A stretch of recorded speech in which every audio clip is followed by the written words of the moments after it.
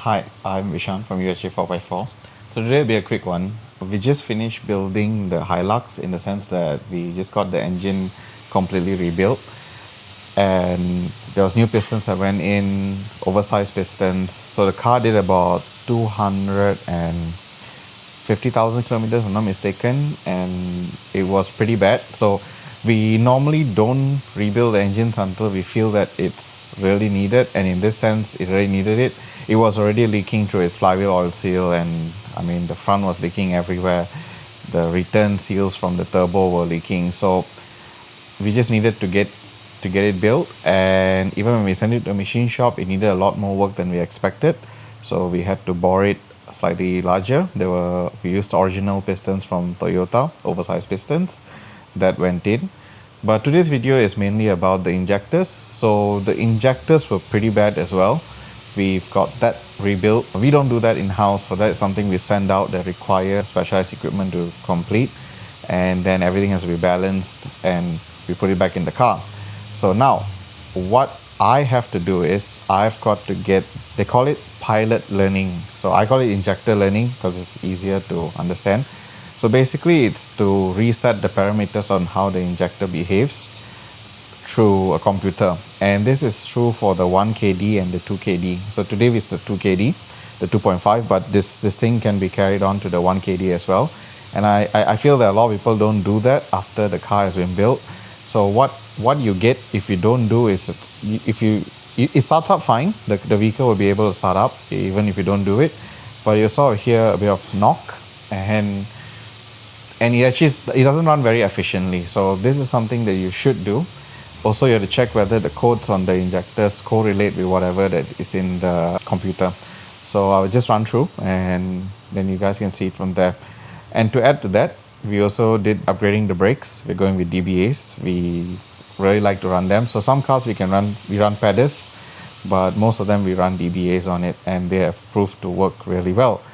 Interesting fact, this car was a tricky one because the rotors were it's a 2012 model, so the rotors were the smaller rotors, the 298 or something like that rotors, but the pads were for the larger 300 plus rotors. So the calipers are big, but the rotors are small.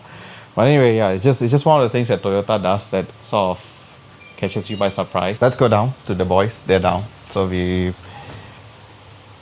see what else did we do to the car, and then I get the computer out and show you guys what I have to do actually. So what else did we add to this car? It's got a massive PWR cooler. We run them for all the builds that we do. Some of them two coolers. In this case, there's one. So the main goal for this car is, the reason why we're doing back the engine and getting everything back to like factory condition is the owner has plans to go on 35s. So hence why we are doing what we're doing.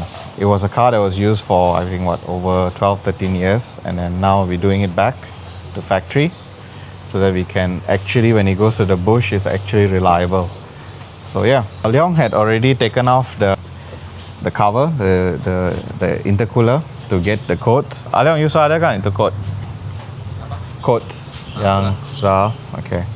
So and we also added a cutoff switch from come up.